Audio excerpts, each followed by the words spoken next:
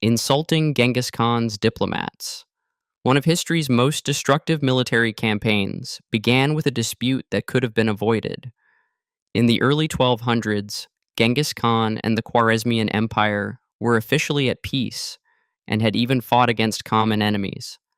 That peace collapsed when a local governor attacked a Mongol trade caravan, seized its goods, and killed the merchants. Rather than declaring war immediately, Genghis Khan sent diplomats to the Shah of Khwarezmia, demanding justice and punishment for the governor. The Shah responded by killing one envoy and sending his severed head back with the others. In Mongol culture, attacking a messenger was more than an insult. It was considered a direct declaration of war.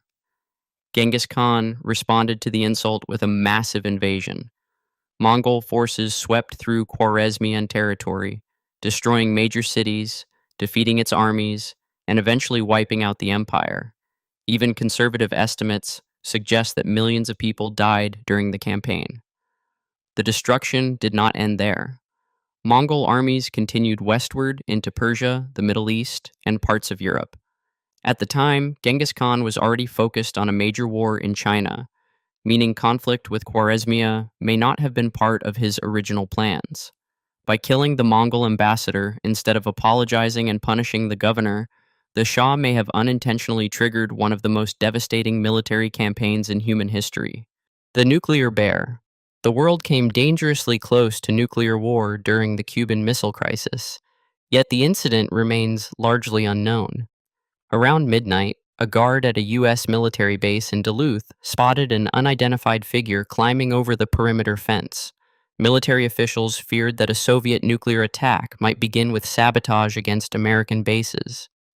Believing the intruder could be part of such an operation, the guard opened fire and activated the sabotage alarm, which automatically alerted nearby installations. However, at Volkfield in Wisconsin, a wiring error caused the wrong warning signal to activate, creating the impression that a nuclear attack had already begun. Instead of triggering a standard sabotage warning, a wiring error at Volkfield activated the klaxon ordering nuclear-armed fighter jets to launch. The pilots were already at DEFCON 3 and had been told that no training exercises would take place at that alert level. When the siren sounded, they believed a nuclear war had begun and immediately prepared for takeoff. By the time officials discovered the mistake, the aircraft were moving toward the runway. An officer raced after them in a car and managed to signal the pilots to stop moments before departure. The intruder that had triggered the crisis was not a Soviet saboteur, but a bear. A wrong turn and World War I. Archduke Franz Ferdinand was assassinated in Sarajevo on the 28th of June, 1914, not because of a flawless plan, but because of a critical mistake. Earlier that day, a bomb attack on his motorcade had failed. Officials changed the route for safety, but the new instructions never reached the drivers. By chance, the Archduke's car turned onto a side street where Gavrilo Princip, one of the failed assassins, was standing. After the earlier bomb attack had collapsed, Princip had reportedly stopped nearby to get food. When the driver realized the mistake and attempted to reverse, the engine stalled, leaving Franz Ferdinand and his wife Sophie directly in front of him. Princip seized the opportunity and shot them both at close range. That single wrong turn triggered consequences far beyond Sarajevo. Austria-Hungary soon declared war on Serbia, Europe's alliance system came into effect, and what might have remained a regional crisis rapidly expanded into the First World War. World War II, German U-110. During its first patrol in March 1941, the German submarine U-110 damaged two Allied vessels. However, the mission ended early after an accident involving its own deck gun injured several crew members. Its second patrol, launched in April 1941, would prove far more significant. After sinking several Allied ships in the North Atlantic, U-110 was pursued by British warships. On May 9, 1941, repeated depth-charge attacks forced the damaged submarine to surface as part of a British operation later known as Operation Primrose. The Allied vessels quickly surrounded the U-boat. Believing the Germans might resist, British forces initially opened fire. The attack stopped once it became clear that the crew was abandoning the submarine and surrendering. Commander Fritz Julius Lemp, soon realized that U-110 had not sunk as expected. He reportedly attempted to swim back to the submarine to destroy the Enigma machine, which was used to encrypt secret German military communications.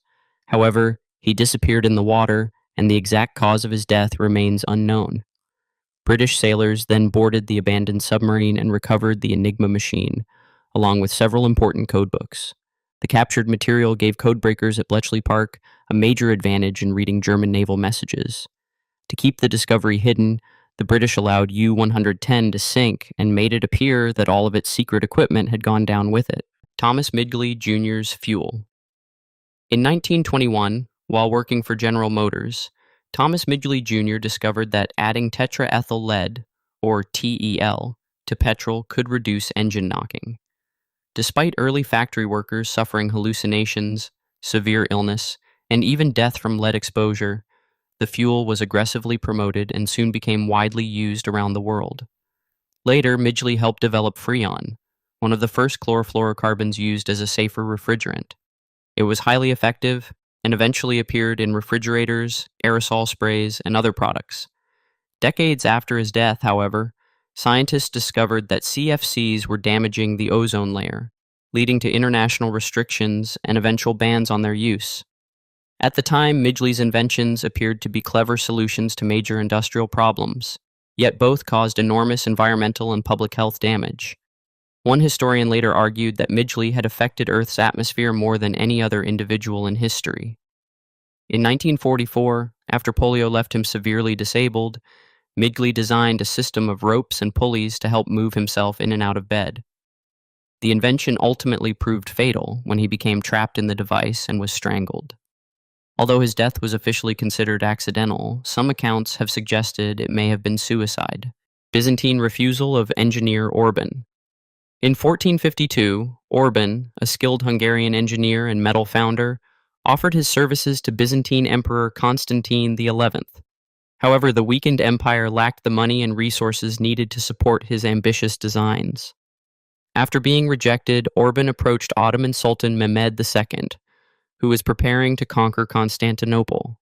Mehmed immediately recognized his potential and provided everything he needed.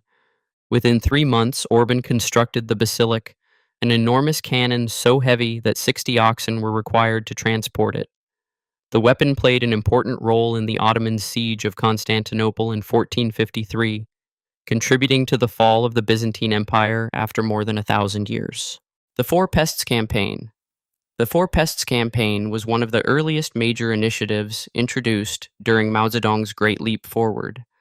It aimed to eliminate rats, flies, mosquitoes, and sparrows, which were blamed for spreading disease and damaging crops. The most disastrous part of the campaign targeted the Eurasian tree sparrow, believed to consume large amounts of grain. Across China, millions of people, including school children, were ordered to destroy nests, break eggs, and create constant noise to prevent the birds from landing until they died from exhaustion. The campaign nearly wiped out China's sparrow population, but the consequences were severe. With fewer birds feeding on insects, locust and pest populations increased rapidly and caused widespread crop destruction. Combined with failed agricultural policies and other environmental mistakes, this worsened the food crisis during the Great Chinese Famine, which killed tens of millions. By 1960, the government quietly ended the campaign against sparrows and replaced them with bedbugs on the target list. The fall of the Berlin Wall. Günter Schabowski had recently become the unofficial spokesperson for East Germany's ruling Politburo. During a government meeting, officials had discussed easing travel restrictions to West Germany, but the new policy was not yet ready to be announced. At a press conference, Schabowski unexpectedly mentioned the changes. When a journalist asked when the new rules would take effect, he searched through his notes but could not find a clear answer.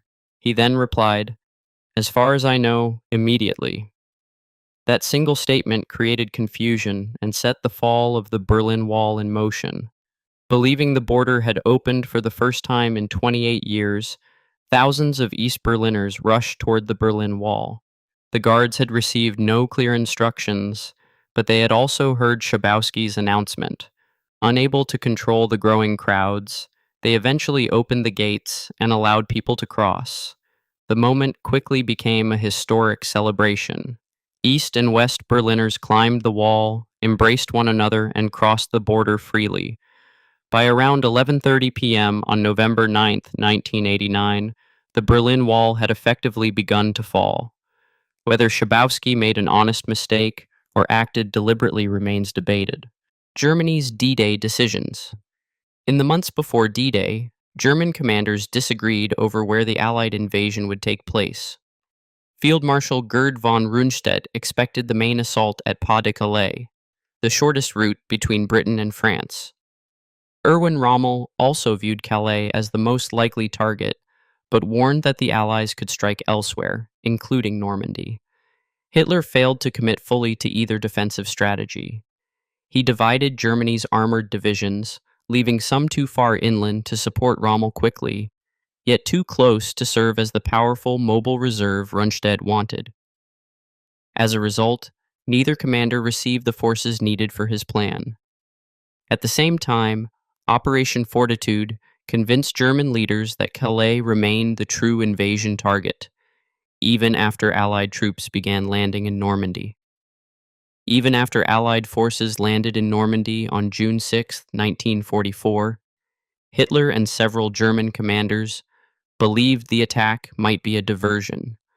Rommel was away celebrating his wife's birthday, while other officers had also left their posts because poor weather made an invasion seem unlikely. Rundstedt requested permission to move armored reinforcements, but Hitler delayed the decision. By the time a counterattack was authorized, Allied aircraft had already disrupted German supply routes and troop movements. Despite strong resistance, the Allies secured 5 beachheads and landed more than 150,000 troops. Rommel later warned Hitler that Germany's defenses were collapsing, but his concerns were dismissed. On July 17th, Rommel was seriously injured when Allied aircraft attacked his car.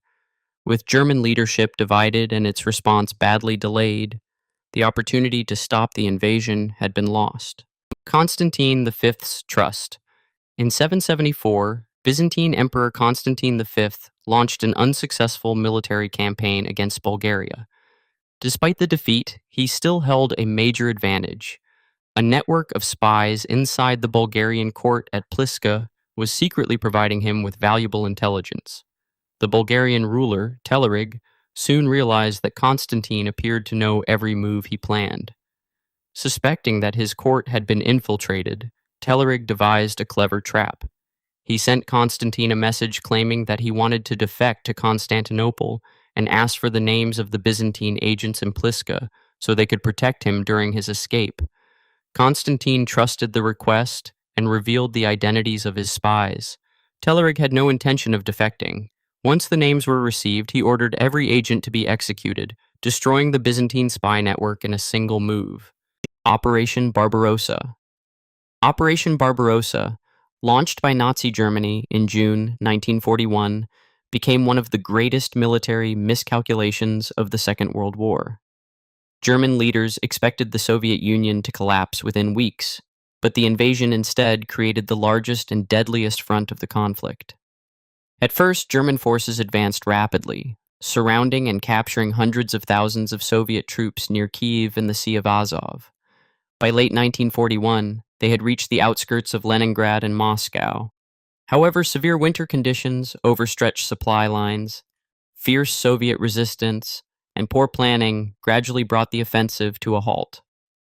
Leningrad was never captured, but it was surrounded in a brutal siege that killed more than 1 million civilians, many from starvation. Near Moscow, German forces advanced close to the capital before a Soviet counteroffensive, reinforced by troops from Siberia, drove them back.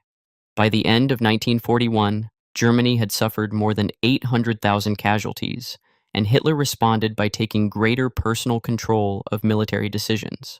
As German forces weakened, the Soviet Union began pushing westward, reclaiming territory, and eventually dominating much of Eastern Europe. A campaign intended to destroy the Soviet state instead strengthened it, helped create the Eastern Bloc, and laid the foundations for the Cold War. The Eastern Front ultimately became the deadliest theater of the Second World War.